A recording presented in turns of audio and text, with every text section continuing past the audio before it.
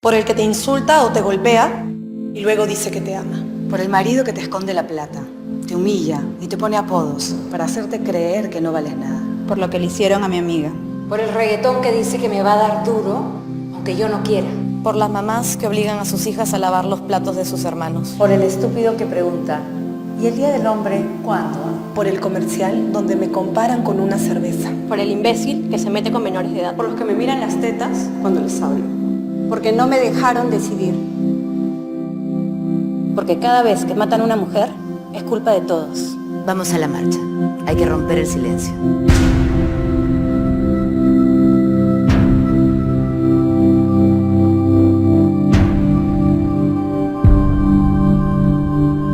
Estamos con dos de las lideresas de este movimiento Ni Una Menos, estamos con Jimena Ledgar, que es filósofa, ¿no?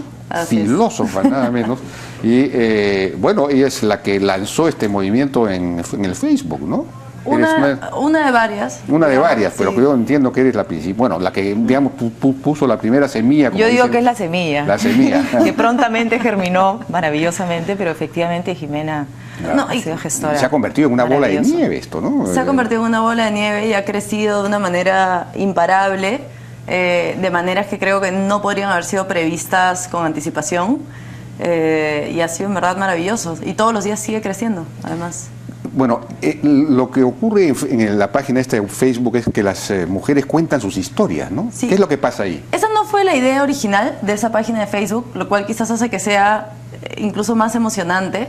Esa página originalmente fue creada para coordinar una marcha que muchas mujeres sentíamos en ese momento debía convocarse frente a una situación de impunidad que se estaba dando en el país y frente a casos de violencia, digamos, de alto perfil, que estaban ya un poquito como colmando el vaso. Se creó originalmente como eso, pero casi al instante pasó una cosa increíble, que es que una de las mujeres del grupo, una de las primeras mujeres del grupo, dijo: si vamos a organizar esta marcha, lo primero que tenemos que hacer es salir del closet, dijo ella, ¿no? Tenemos que romper el silencio como sobrevivientes.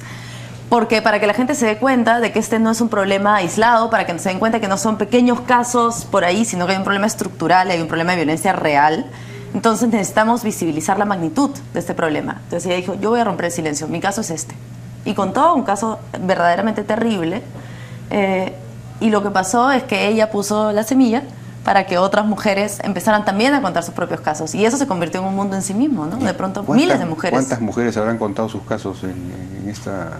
Varias, cientos, 1000, 2000. Miles, sí, miles. Y es una cosa que continúa. Sí. Oye, Mónica, pero esto puede, de alguna manera, realmente producir un cambio cultural en el país. Digamos, este movimiento parece tener la fuerza, la potencia y la marcha misma, pero la marcha debe ser solo un episodio. De alguna manera hay un movimiento que va más allá de la marcha, ¿no es cierto?, que podría cambiar la cultura, las conductas, ¿o no? Y ese es el reto, ¿no? Yo creo que ese es el reto a tomar. Este evento lo que marca es un quiebre, me parece muy importante y potente, muy necesario: romper el silencio, perder el pudor y despojarse del miedo para empezar a visibilizar en primera instancia nuestra propia violencia.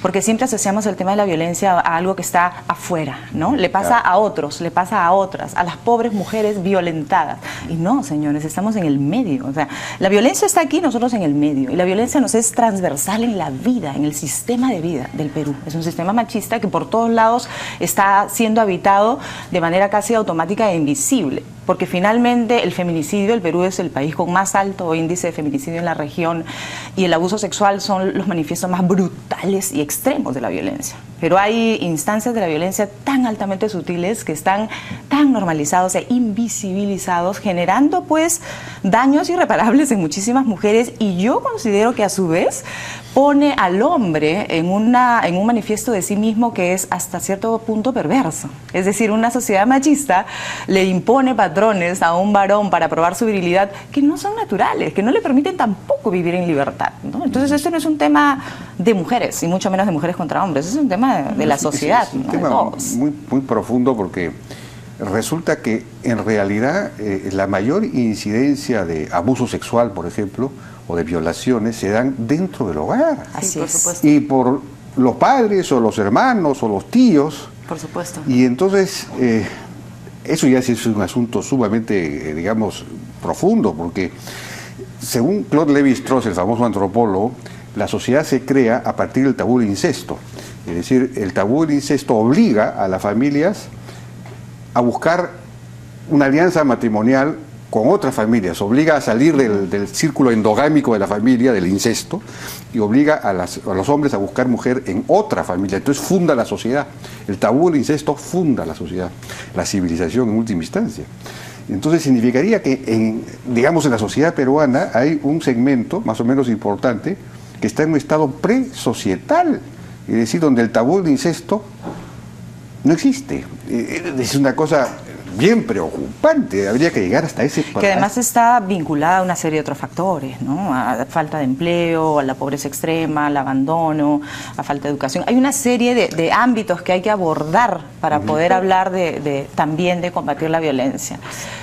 ¿Ibas a decir? No, sí. Pero, digamos, ahora hay mucho más empleo que el que había hace 30 años, hay más crecimiento y todo lo demás.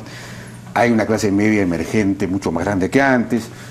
Sin embargo, esto subsiste. Pero es que yo creo que hay que un poquito, en primer lugar, romper con el prejuicio de que el abuso sexual solamente se da dentro de ciertos entornos y de que el abuso sexual dentro de la familia solamente se da dentro de ciertos entornos. Eso no es verdad. ¿Se da en todos los niveles?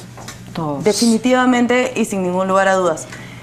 ¿Significa eso que no hay formas de abuso sexual que probablemente se ven agravadas por otras situaciones de marginalidad? Sí, pero se da en todos los entornos y en todos los contextos y en todo tipo de familias. Entonces yo creo que ese es un primer prejuicio que hay que romper y creo que además es una cosa que permite hacer, los testimonios de la página permiten ver eso, permiten ver la diversidad de los casos, ¿no?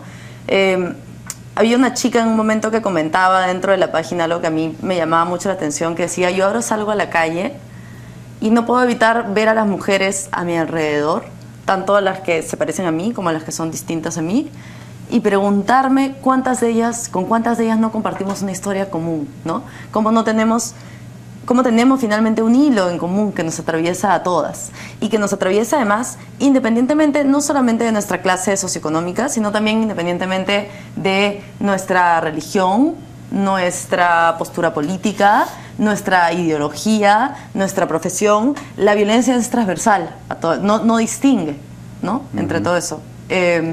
Y creo que eso es algo que primero hay que tener bastante claro. Y que también tiene que ver cómo la mujer funda su identidad muy tempranamente, con aspectos de culpa o de responsabilidad sobre sí misma, en muchos ámbitos de la vida, entre otros, de que finalmente algo hizo mal, algo hizo que generó, desde que papá, pasando por hermano, familia, hasta vecino, educador, y quien fuera que se le cruce en el camino, atente o vulnere su espacio vital en cualquier ámbito, desde la razón, las emociones, su sexualidad, su cuerpo.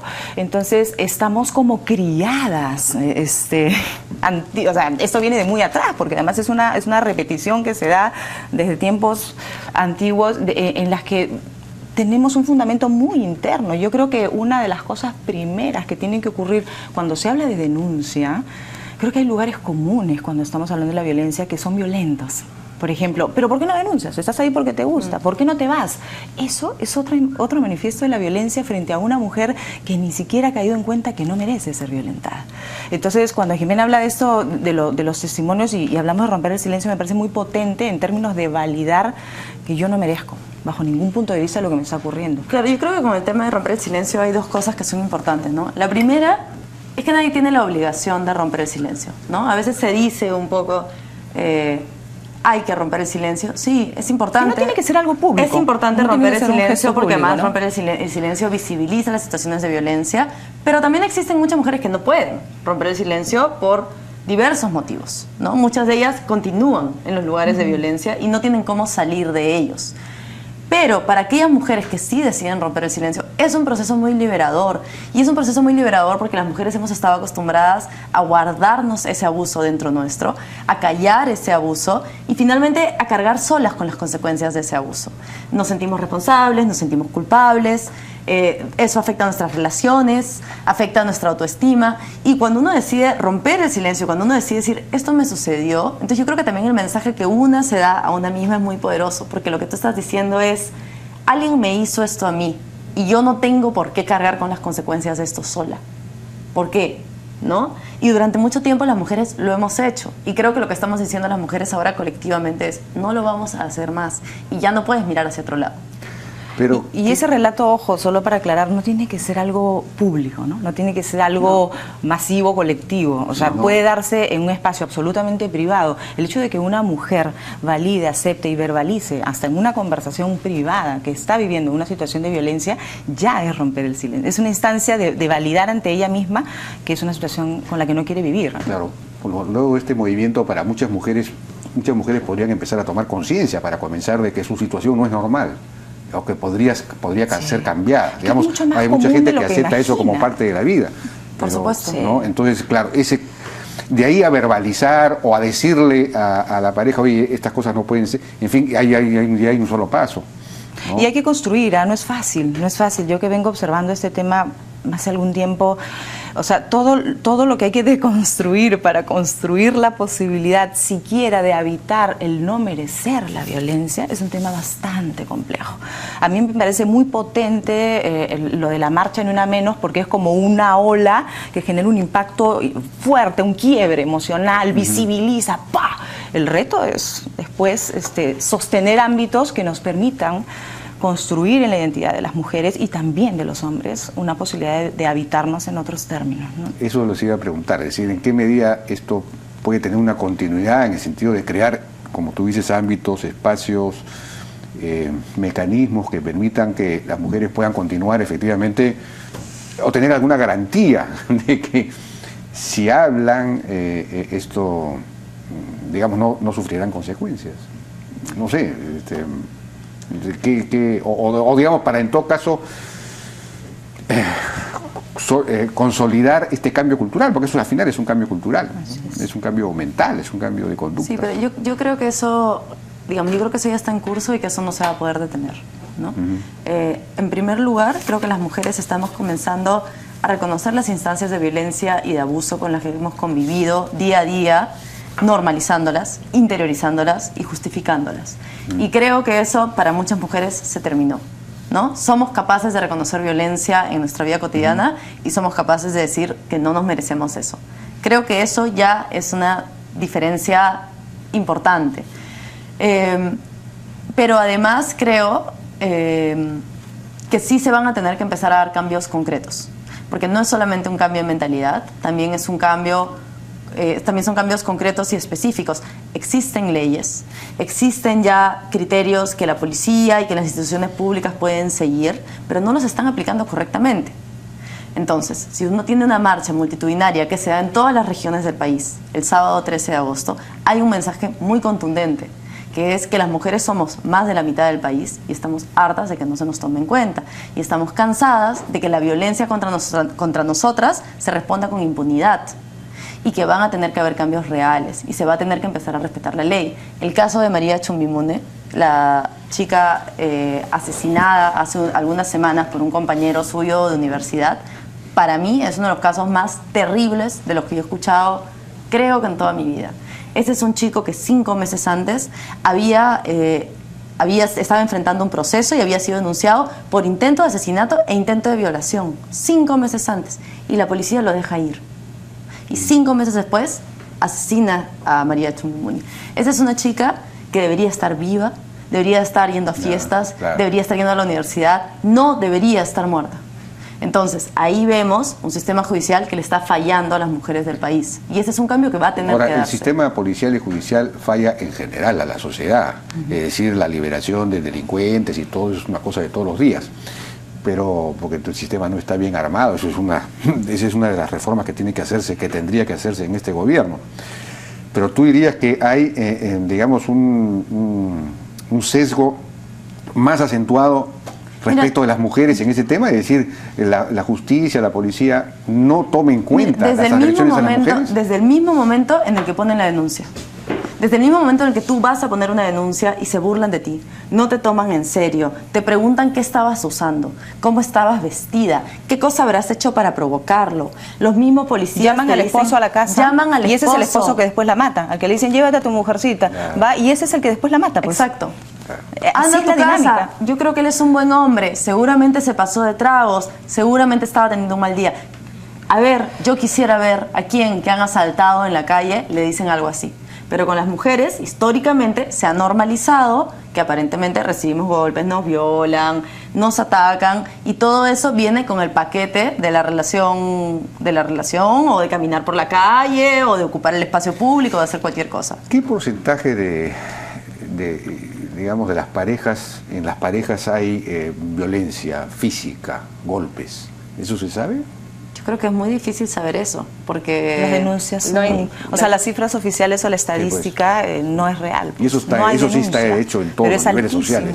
Es altísimo. Pero eso, claro, en general forma parte del problema de la violencia. Es un proceso, hay que tener en cuenta también que es un proceso. Son luchas que nos vienen tomando mucho tiempo y creo que este es un llamado de atención a crear una nueva conciencia colectiva, porque finalmente quienes administran justicia también son hombres y mujeres que han sido criados con patrones y parámetros altísimamente machistas y patriarcales. Entonces eso es un llamado de atención, es un remesón a decir, las mujeres le pegan a sus hijos también. Esto no puede ser normal.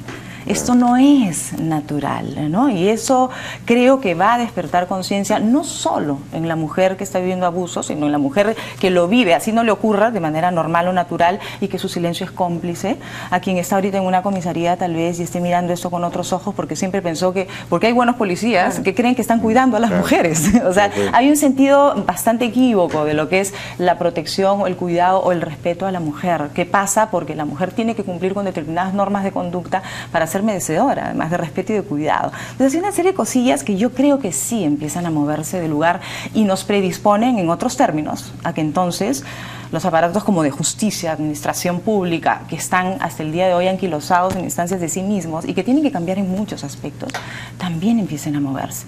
Han surgido grupos bien interesantes, de manera absolutamente espontánea, que estoy segura que van a tener iniciativas y que van a seguir trabajando en esto. Este es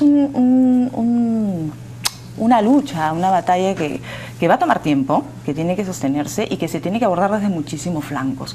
La ciudadanía tiene un rol fundamental, importante, tiene un rol activo del cual además debe hacerse cargo, ¿no? Y la marcha es un manifiesto de eso también.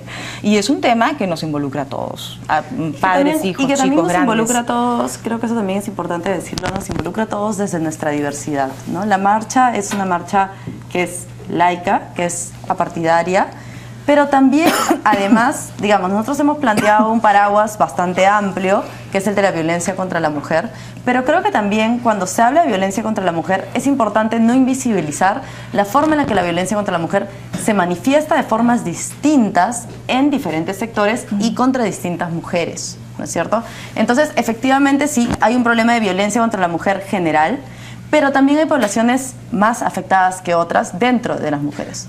Y eso creo que también es otro trabajo que se está dando, que es que cada grupo, y en eso incluyo, digamos, las mujeres indígenas en la sierra experimentan la violencia de una forma distinta, las mujeres trans experimentan la violencia de una forma distinta, las mujeres lesbianas experimentan la violencia de formas distintas, las madres que se quedan en casa también. Entonces, existen distintas formas en las que dicha violencia se expresa, y entonces por eso también es importante que como sociedad nos articulemos colectivamente y reconozcamos también a los distintos, ¿no? Y distingamos nuestras diferencias también. Yo insisto, ¿no? También en el tema de Sí. los patrones culturales, por ejemplo, la manera de educar. Las propias madres les pegan a sus hijos en una proporción también importante, y de ahí de algunas maneras también se está incubando eso como reflejo, ¿no?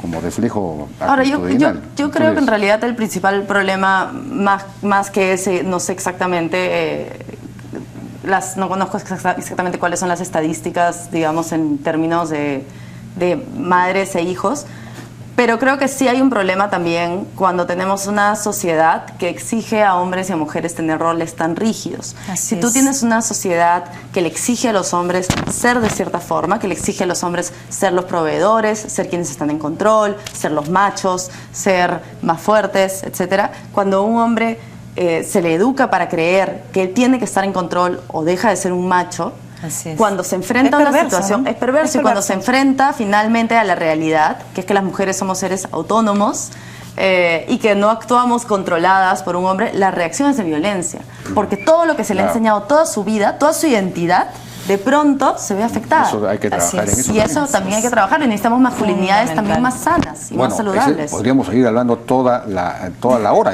Lamentablemente hay otros temas mucho menos importantes que este.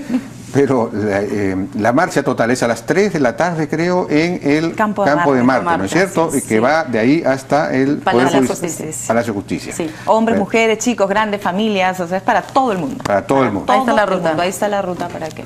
Sí, Ajá. para acompañarnos. Muy bien. Bueno, felicitaciones pues por estas iniciativas y por este liderazgo en este tema. Muchísimas gracias por su Muchas gracias. participación. Gracias.